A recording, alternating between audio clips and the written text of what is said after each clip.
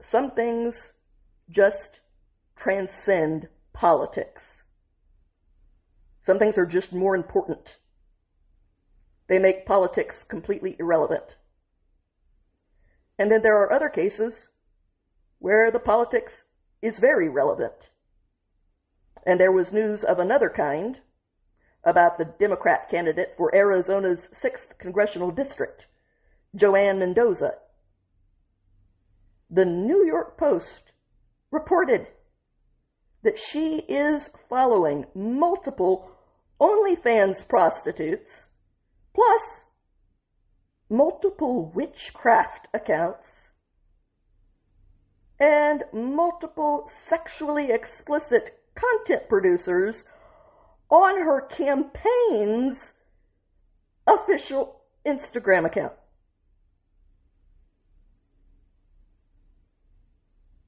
I understand we're all desensitized to this, but we shouldn't be.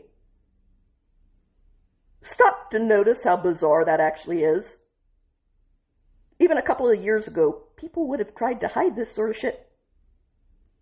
If you're weird, you at least knew you were weird and didn't, fly your weird flag out in public.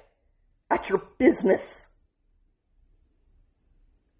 Okay, when you've taken tolerance to such a degree that people don't even know that unhealthy shit is unhealthy, and there are no standards for even the people who will represent us, that, they should be stable people who have their shit together, you've taken it too far.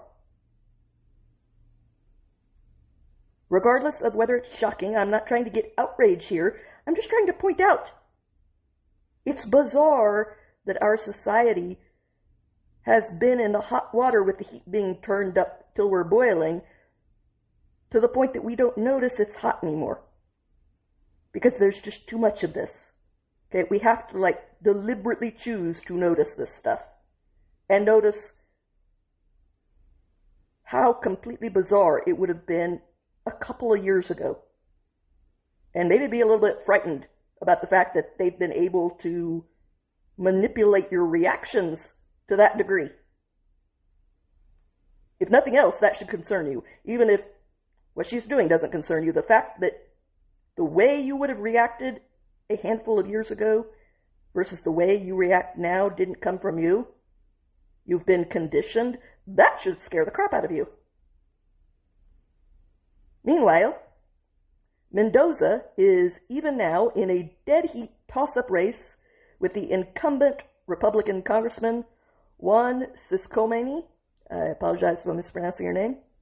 And that's despite the fact that she is apparently unhinged enough to have followed dozens of different accounts that were explicitly for sharing extremely sexual content and witchcraft practices. And again, she was not following them on her private accounts. She was following them on her official campaign accounts. What in the world has happened to the Democrat Party? Where these people, that they would not have been caught dead with even 1 decade ago, because they are so weird and unhealthy and they knew how the public would react to them, are now not only their associates, not only are they publicly celebrated by the party, but they are also the only kind of candidates that Democrats have to offer to be leaders of our cities, states, and nation. I'm just going to point out, you could not have found candidates like these anywhere in the Democrat Party if you tried during Obama's first term. There were no Graham Plattners then, no Zoran Mandamis, no Abdul Ed Saids, no campaigning with Hassan Pikers. I mean, people rarely pause to notice how quickly that this radical change has come about. But it's truly unhinged, disconnected, and bizarrely unhealthy.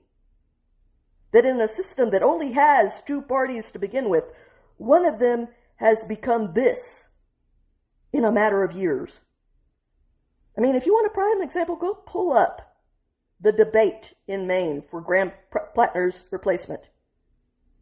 You will not find a more bizarre group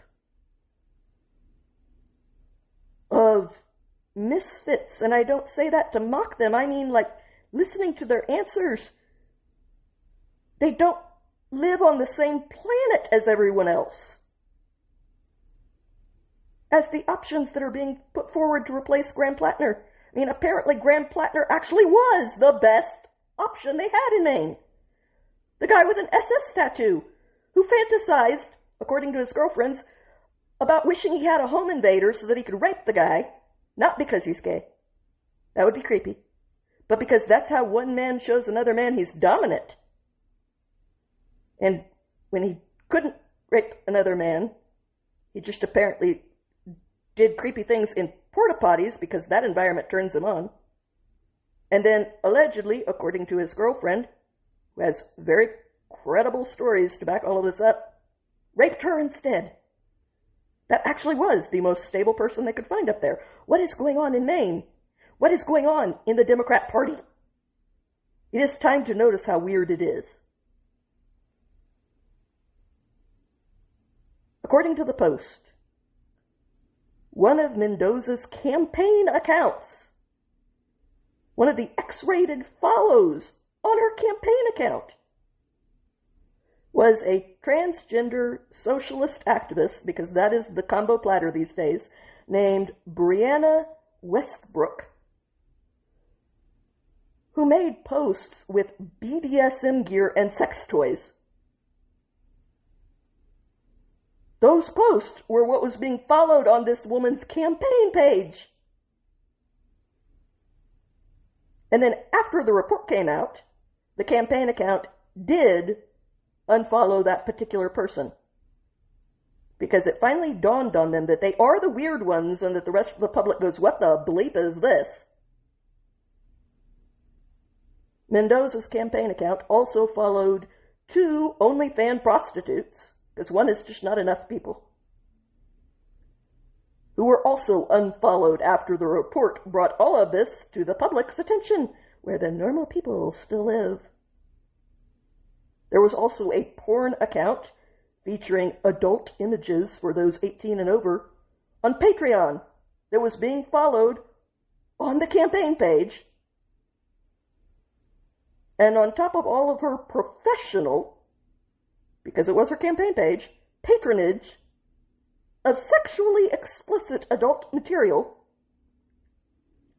Mendoza also followed several accounts that centered entirely around bizarre witchcraft, including following Instant Witch, Mystic Primrose, Eden Energy Medicine, and Crystal Spirit Readings, who featured content on beginner witch tips, schools for witches, reading energy colors, and practicing psychic readings.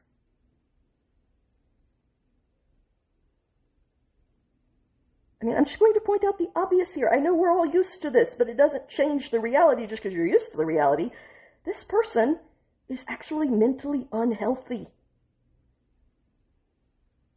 That is the only kind of person that is attracted to this stuff, are people who are mentally unhealthy. And you should actually want the people that are in positions of power to be mentally sound. I know that's controversial, but it wasn't until 5 seconds ago. Mendoza also followed Sarah Elkholdy, the alchemist, the alchemist, who, according to the New York Post, is apparently a leader of the esoteric arts and who teaches her students how to manifest their evolutionary potential. You know, like when she isn't turning cereal to gold. You cannot make this stuff up. I mean, you can't even do parody anymore. Saturday Night Live just needs to go off the air because the headlines are Saturday Night Live. What has happened? You do have a choice in whether this continues or not. You actually do. If you vote for it, it will continue. If you vote against it, they will say, oh shit, we're not going to be in power unless we pretend to be normal. That would be a good thing. So decide what you want and vote accordingly. After this news story, not like the Babylon Bee, but news story came out, one that is so kooky that a few years ago, it would have actually been a story in the National Enquirer, right next to someone spots Elvis eating a peanut butter and banana sandwich in a diner in Kansas. But thanks to Democrats, these are our actual news headlines about world leaders these days. Mendoza's campaign accounts started unfollowing some of their X-rated porn follows and some of the witchcraft accounts that they were following too. But the Post had already captured screenshots. Unbelievable. But that was not the end of the problems for the Democrats this week coming from their own candidates. You're going to love this one. Minnesota's Democrat governor, Tim Walz, you remember him, the weirdest man to ever grace a political stage. The one with the arms that blow around like those creatures outside of a used parking lot, decided to double down after receiving widespread criticism by defending his decision to pardon a repeat child rapist in order to shield said repeat child rapist from deportation, even though he was, thankfully, deported anyway last week, despite the Democrats' best efforts, which should be remembered and held against them. As we have covered before, this illegal repeatedly raped a 10-year-old little girl, did not deny it, but attacked the police for having a problem with it because he declared to them that it was a cultural thing, which I'm going to assume is not true, but for the sake of this argument, let's pretend that it is. Then your culture sucks, dude. If your culture centers around raping 10-year-old girls, then yeah, my culture is better than yours. I know we're not allowed to say it, but at that point it would just be a fact. And then the child rapist blamed the 10-year-old victim, saying that the police should be arresting her too. Okay, that's the guy we're talking about here. He got a very light sentence for repeatedly raping a 10-year-old, getting 8 months in a correctional workhouse because the raped little girl's family pressured her to not cooperate with the prosecution.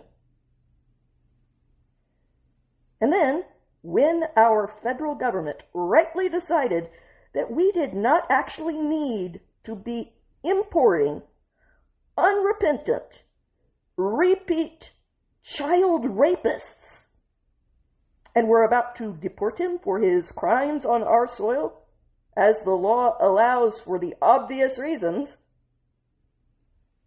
Tim Walz and other Minnesota Democrats stepped in to do everything they possibly could to try to stop even this kind of immigrant from being deported.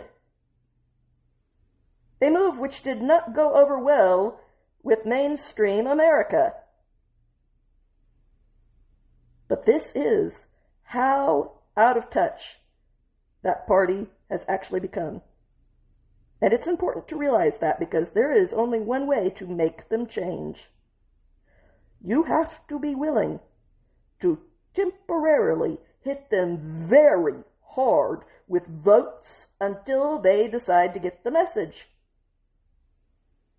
Case in point, on Tuesday, Walz reacted to the done deal deportation that has already taken place of Thao Lu Vang, a national of Laos, despite his very best, unbelievably extreme efforts to keep this child rapist here and endanger other children by saying that people should not be judged by our worst day.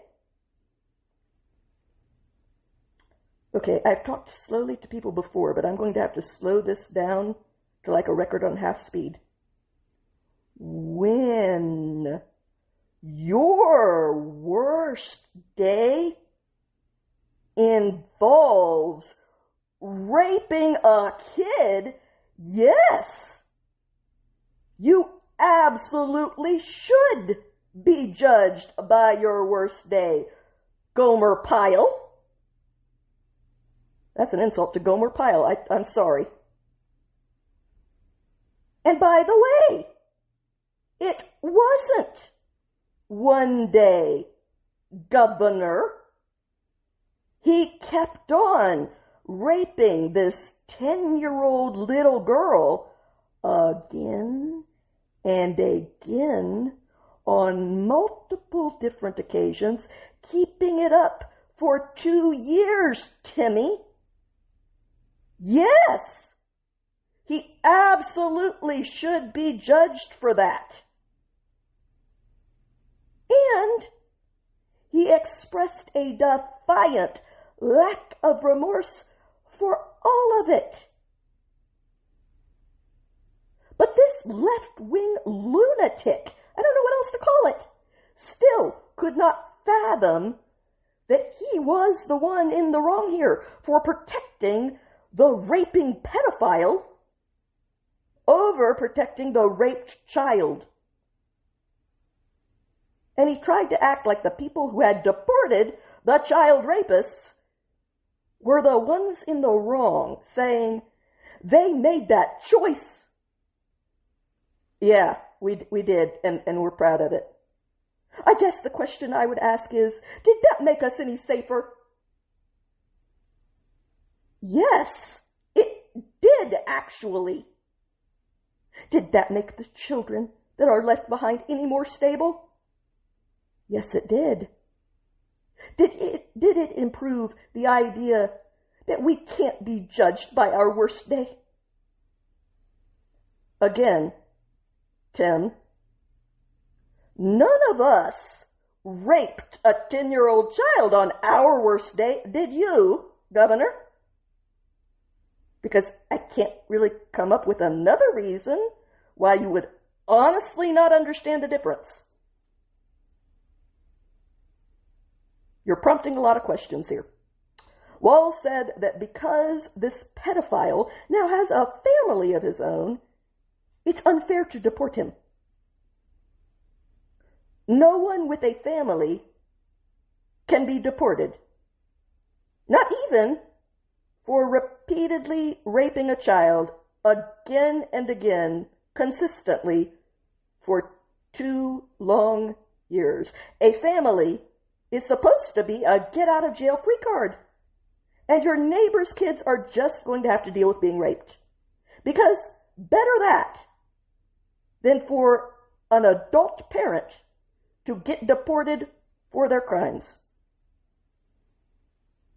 So, just to be clear, all that any awful person has to do to avoid consequences, a terrorist, a cartel member, a serial killer, a human trafficker.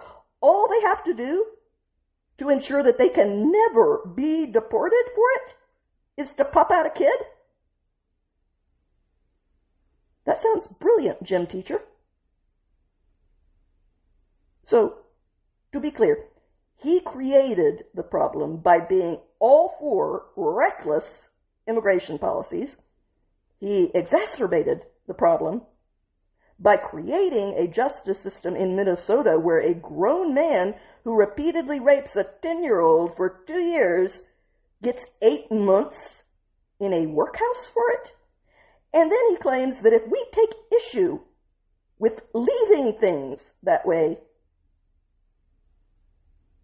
we are actually obligated to endanger other children through all of his mishandling of his leadership role, because we're bad people if we don't, and it's better to endanger other children than it is to deport an adult who might have children, said children might be citizens, and who therefore might have to temporarily choose between staying here without him or going with him. Far better that we just allow other innocent children to be raped than someone else has to make a choice.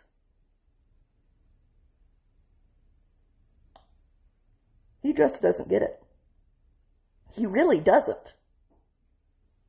This is the way that his mind actually works.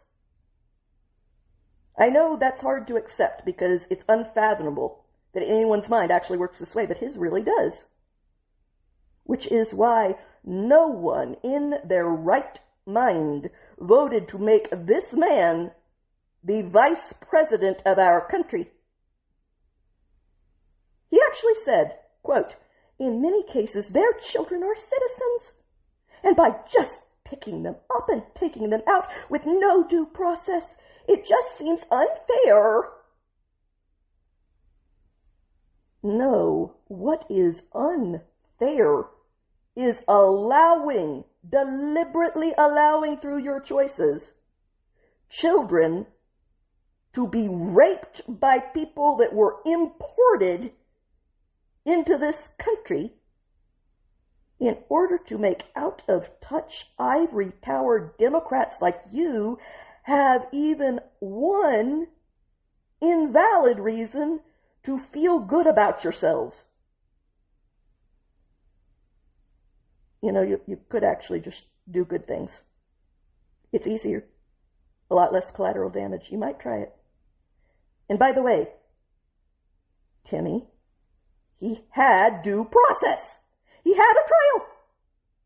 And his immigration case was heard by an immigration judge who removed his legal status years ago. That right there is due process. Do you not understand the words due process? I mean, we can send you to an English class, gym teacher.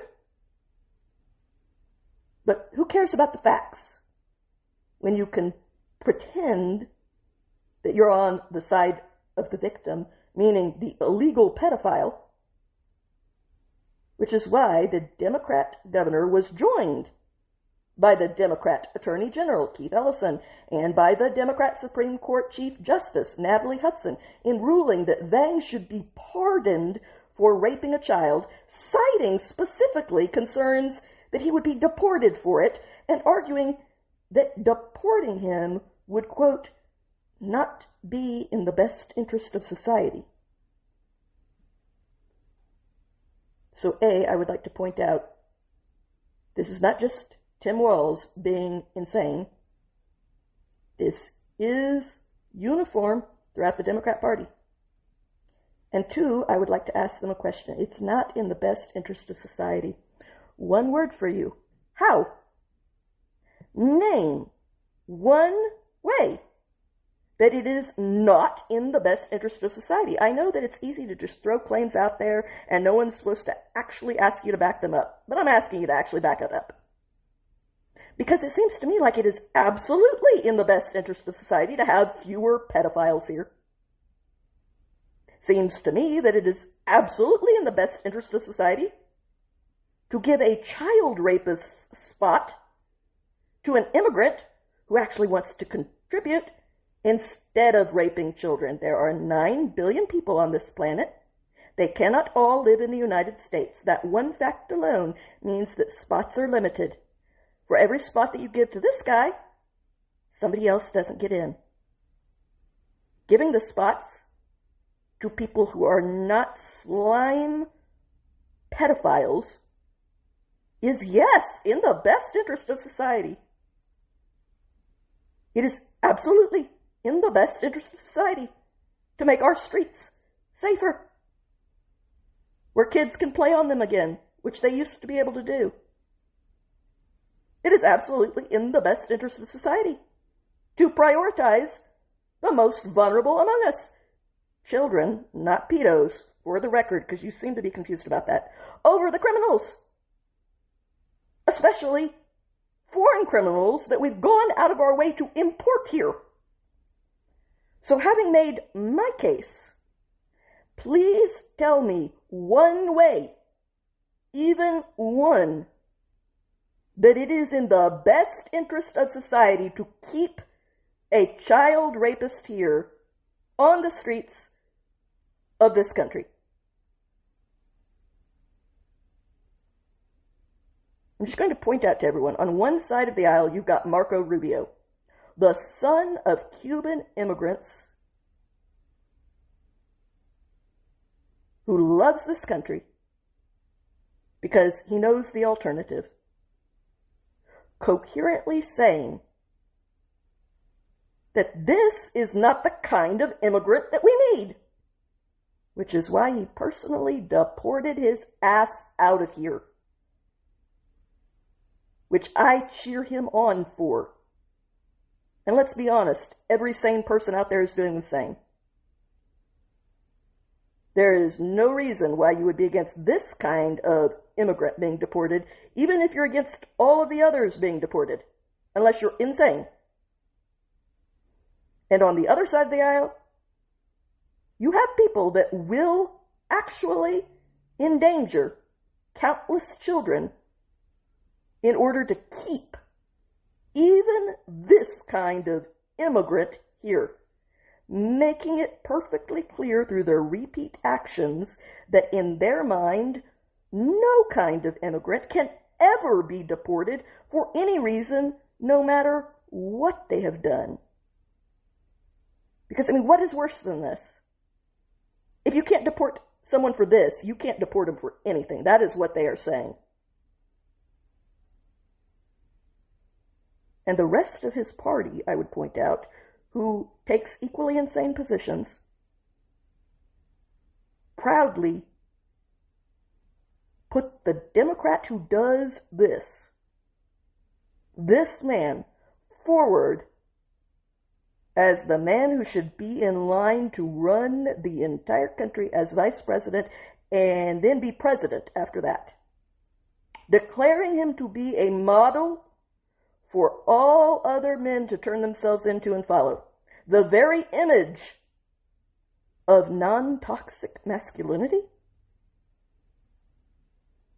I can't think of a better image of toxic non-masculinity. And neither could anyone else. Which is why, despite all of the gaslighting and pretending and shaming, no man voted for this. And no straight woman either. The Democrat Party has actually gone insane. It actually has. Look at what they do. Look at the candidates that they are putting forward. It has actually gone insane. And it is vital that the American public realize that this is the time to let them know definitively how we, the people, feel about that. I would point out that if you were to send them a message in the midterms, the kind of election that matters less than any other kind, not that it doesn't matter, but it matters less than any other kind, you might not even have to do the same thing in the next presidential election, because they might actually put forward someone who's not bat crap crazy and give us an actual choice. Or you can keep encouraging them to be crazy, keep alienating more people, and lose by default. I don't get what they're doing here. I really don't.